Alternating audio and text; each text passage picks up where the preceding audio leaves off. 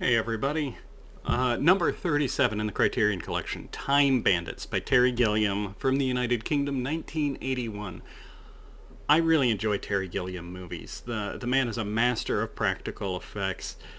He's very good at adding whimsy without sacrificing the seriousness of the story, which is a very fine balance to strike. I like it a lot. Time Bandits is generally considered to be the first in his trilogy of imagination, which is not an official trilogy by any means, but it's ones that people have linked together because, the first movie here is Time Bandits, which is about a young child who goes on a fantastical adventure. The second movie in this unofficial trilogy is Brazil, which is a favorite of mine, which is about a middle-aged man in a mind-numbing job who goes on a bizarre adventure of the mind. And the third one is The Adventures of Baron Munchausen, which I also love very much, which is about an old man going on one last fantastical, ridiculous, impossible adventure after a lifetime full of them. So it's the trilogy of imagination. I will say, of all of his film, Time Bandits is my least favorite. That was the case going in to watching this again, and it's still the case. Do I still think it's a good movie? Yes. All Terry Gilliam films are good movies. This just happens to be, in my opinion, and just my opinion, the least good. I know there are a lot of people who love this movie, and there's plenty to love in it. I don't knock you for it. Watching the movie it feels like barely constrained chaos, which is good and bad, right? I feel like this movie is constantly trying to break out at the seams of the story he's trying to tell us, and he's just barely reining it in.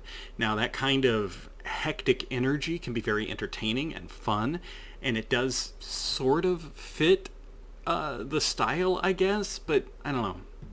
It's just not as enjoyable for me as pretty much every other movie he's made.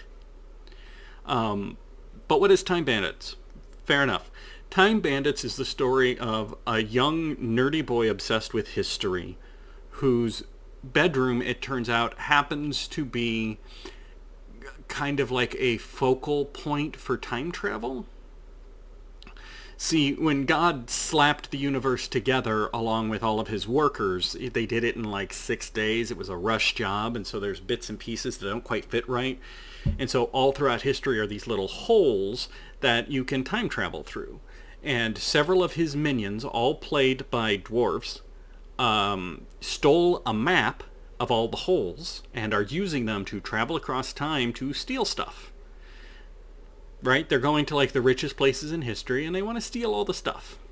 They accidentally end up in the young boy's bedroom, and he kind of gets swept along in the chaos and becomes a member of the Time Bandits because he's the only one of them with any knowledge of history. Which leads to them ultimately getting lured into the Fortress of Ultimate Evil, where God sealed away the source of ultimate evil, which is an evil man. And then there's a confrontation. That's the movie in a nutshell. It is madcap, hectic, and a little unhinged. Terry Gilliam was one of the Monty Python members, so other Monty Python members do show up in this movie repeatedly. Michael Palin in particular does a great job. Honestly, all of the appearances are fun. John Cleese as Robin Hood is very fun. It's not a bad movie, and I don't think it's a bad movie. It just happens to not be my favorite Terry Gilliam movie by a long stretch. Is it worth watching? Sure. Check it out. I mean, it is a mild, madcap, unhinged adventure. If that sounds like your jam, go for it. The ending is absurd, and I do love absurdity. There's also, very recently, they made a TV series starring Lisa Kudrow. And fans of the movie don't tend to like the TV series, it seems, online. I actually liked the series more than the movie. It was less.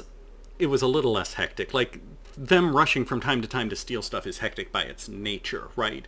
But that's purposeful hecticness as opposed to accidental hecticness, which I feel like the movie has both elements where it feels like the story is zinging all over the place by design, but also by accident. I liked the TV series, and as you watch the TV series, you could make the argument that the TV series is not a remake, but actually a prequel to the movie.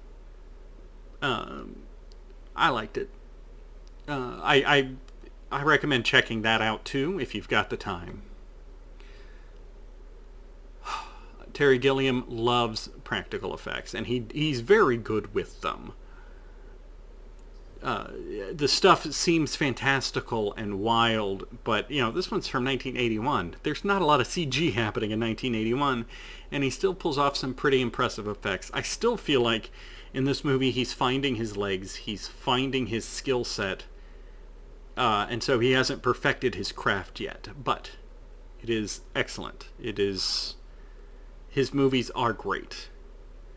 So I do recommend it. I'm sorry I don't love it more. We like what we like. The next movie is from Japan, 1967, Branded to Kill by Seijun Suzuki? Seijun Suzuki? Listen, it's Branded to Kill, okay? That's what we're watching. I will see you there. As always, thank you for watching.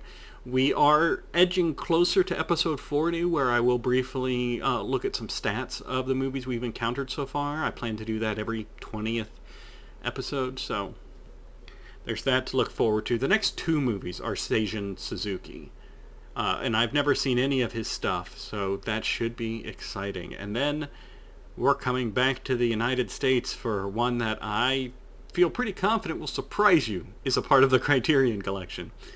So I will see you guys then. Thank you.